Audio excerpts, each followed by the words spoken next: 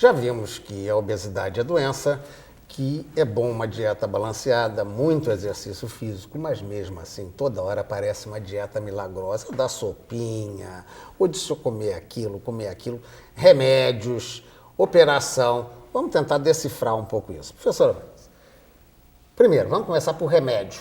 Quais são as vantagens e desvantagens dos remédios?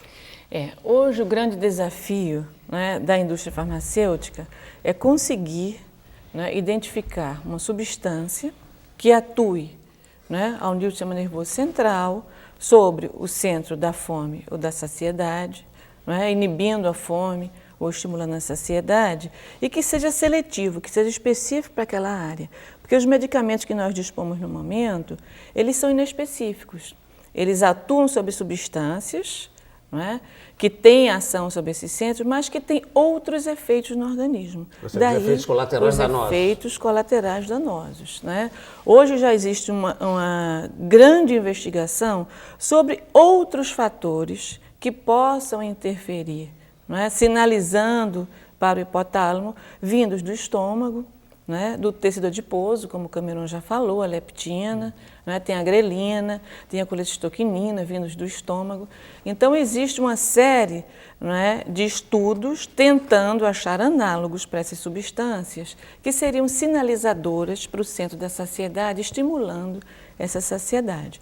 Mas ainda estão em investigação, né, e a gente só dispõe no momento de drogas ou de fármacos que não são seletivos e, consequentemente, trazem uma série de efeitos colaterais. Existem outros remédios também aí que surgem meio na base do vai desfazer a gordura, vai... Quais são os riscos, Cameron?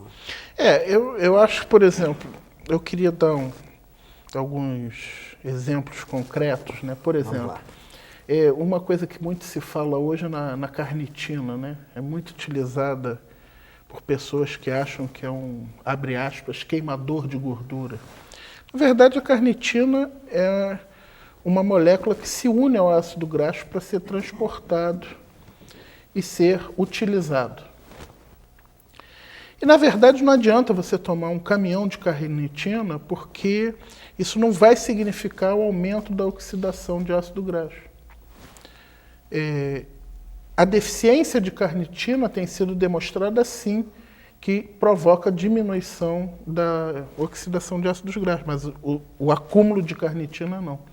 Então, obviamente, existe toda uma indústria em cima disso, e o que se está tentando, o que se está pensando em ciência séria é justamente buscar esses mediadores que são fisiológicos e que possam ser utilizados no controle do metabolismo. Então, por exemplo, a leptina é um hormônio natural e que foi investigado. Quando se descobriu a leptina, se achou que havia se achado a cura da obesidade, né? Mas, infelizmente, a natureza não age muito bem como a gente quer, e sim como ela quer. E hoje nós temos outros candidatos, e a gente sabe que tem vários hormônios envolvidos na regulação desse metabolismo, como a adiponectina, como a grelina, a própria insulina tem uma ação no sistema nervoso central, e que a gente está estudando isso. Então, sem dúvida, encontrar uma única substância que regule isso miraculosamente, eu acho que vai ser um desafio complicado, né? Por outro lado, do ponto de vista da saúde coletiva, né, a gente sabe que, por exemplo, na questão da saciedade, os líquidos são muito menos regulados pelo organismo, né, o consumo de líquidos é muito menos regulado que o consumo de sólidos. O que explica, por exemplo, que o consumo de refrigerantes é um grande vilão na história da obesidade. E isso teve uma grande, né, a indústria sempre ficou, não, isso não é verdade, isso não é verdade. Tem 2 estudos agora que seguiu a população prospectivos, que mostrou fazendo um desenho muito bonito, elegante, mostrando que você, numa escola, por 1 ano, você só reduzir o consumo, a única coisa é substituir o consumo de refrigerante por água, né? Eles mostraram que a água é maravilhosa, então tudo tem que ter seu charme, né? É charmoso tomar água, as crianças reduziram a obesidade na escola de forma importante. Bem, deixa eu pegar um aspecto do professor Valmir, e dentro do que a senhora está falando. Ele denunciou que na recente reunião aí da União Europeia, tentando tirar o açúcar de muitos alimentos, o Brasil enquanto instituição, o governo não teve uma posição lá muito interessante, porque fez um certo lobby dos produtores de açúcar para não tirar o açúcar. Você tem conhecimento disso? Não, na verdade, o Ministério da Saúde teve uma posição firme, né? E a posição que foi levada oficial do Brasil foi de assinar a estratégia global do Ministério, da Organização Mundial da Saúde, né? Teve todo um lobby, por outro lado, das indústrias, dos produtores de açúcar, mas a gente viu isso e tem um documento que vai ser publicado, inclusive, no Brasil o impacto é mínimo, porque o nosso grande consumo pode ser desviado para a produção de álcool, a exportação, enfim, nem isso não é verdade economicamente, no Brasil. Economicamente isso não vai ser. Um outro ponto só que eu quero falar, do ponto de vista da saúde coletiva, né? Como é que a gente pode pensar a dieta? A dieta de arroz e feijão, né, nós já vimos aqui o índice glicêmico, a saciedade, a monotonia. Então, se a gente juntar tudo isso, são fatores que vão, de alguma forma, saciar mais as pessoas. E a gente mostra isso no Brasil. A gente tem um estudo mostrando que quem come mais arroz e feijão, né, uma dieta com arroz, feijão e verduras, tem muito menos obesidade do que quem não come uma dieta de arroz e feijão. Deixa eu pegar um outro aspecto que me preocupa muito, acho que é a questão... Já geral, a tal operação de redução do estômago. Ela surgiu originalmente para casos de doença, obesidade mórbida, assim como é chamado, questões de descontrole, talvez, desse centro controlador, né, professora? Mas hoje em dia está meio estético também. Todo mundo quer fazer logo uma operação. Sou gordo, vou fazer uma operação de estômago. É arriscado? Não traz... Na verdade, não é a banalização de condutas médicas especializadas. Na verdade, a redução de estômago, né, era para indivíduos com obesidade mórbida, um índice de massa corpórea acima de 40, em que os riscos cardiovasculares e outros riscos, por exemplo, pulmonares, né, de obstrução vascular, quer dizer, as complicações da obesidade eram piores do que os riscos da cirurgia e das suas consequências a longo prazo. Casos extremos. Então, era uma questão de equilíbrio na balança. Hoje, a técnica está bem estabelecida para esse tipo de paciente, mas as pessoas começam, por uma questão de comodidade, de facilidade de emagrecer, estão justamente preferindo esse método, que eu acho que é um grande erro.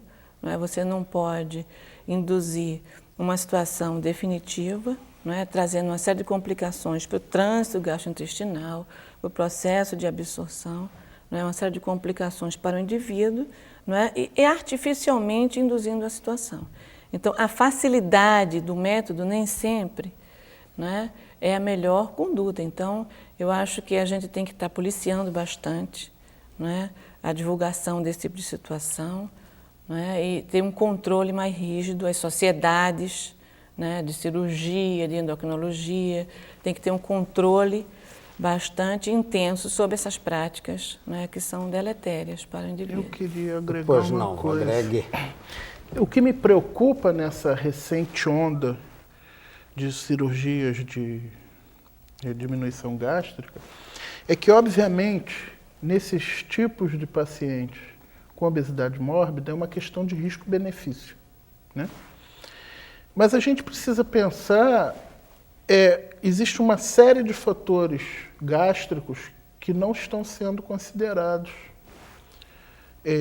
Obviamente, há riscos que você pode tranquilamente resolver, por exemplo, o risco do paciente desenvolver uma anemia perniciosa, você pode tranquilamente corrigir isso se a cada 2 anos ou a 1 ano você faz uma suplementação vitamínica importante.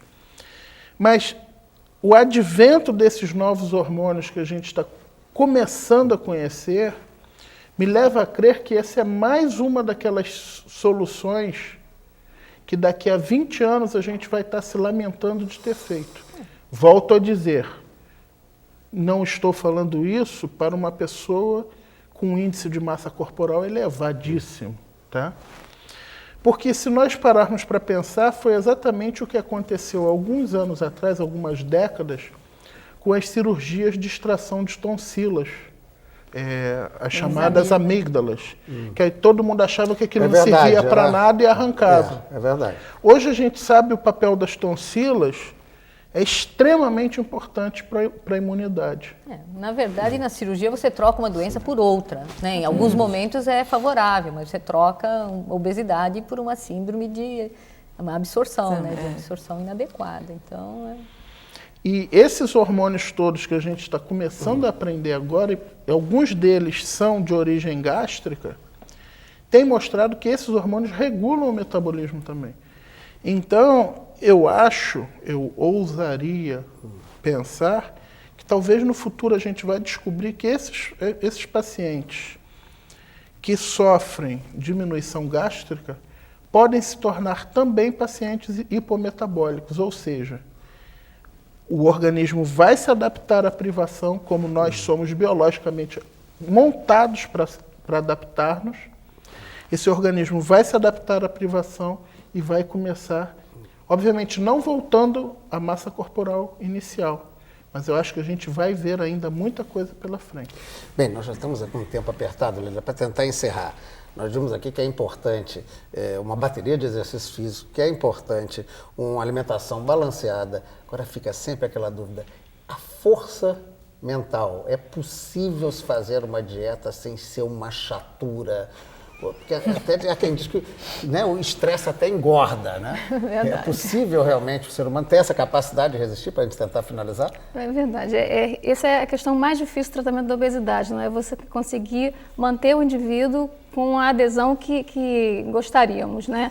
Para que haja justamente a manutenção, né, desse peso perdido. E até na UFRJ a gente está começando uma pesquisa justamente para certificar o que os trabalhos estrangeiros estão mostrando para a gente, que a abordagem a nível coletivo, ela tem se apresentado com melhor resposta do que a nível individual. Porque quando você divide o seu problema com outras pessoas, né, e você faz um acompanhamento interdisciplinar, né, com psicólogo, com professor de educação física, com nutricionista, com o próprio medicamento, em alguns casos, né, para redução do apetite, e isso tem se mostrado com bons resultados, né? E geralmente com uma manutenção de peso prolongada durante uns 5 anos aproximadamente. Isso, vamos tentar então ver se esse caminho melhora, né? Bem, infelizmente o nosso tempo se esgotou. Eu agradeço a participação de vocês. Quero deixar uma lembrança para quem está em casa nos assistindo, que você saia do controle remoto, vá à internet um pouquinho e lá você vai encontrar o ideias@tomeciência.com.br para participar um pouco, sair da cadeira e participar um pouco. Vai encontrar também as indicações aqui dos especialistas, onde você pode saber mais sobre a questão da obesidade. Nós agradecemos a sua audiência e até a semana que vem.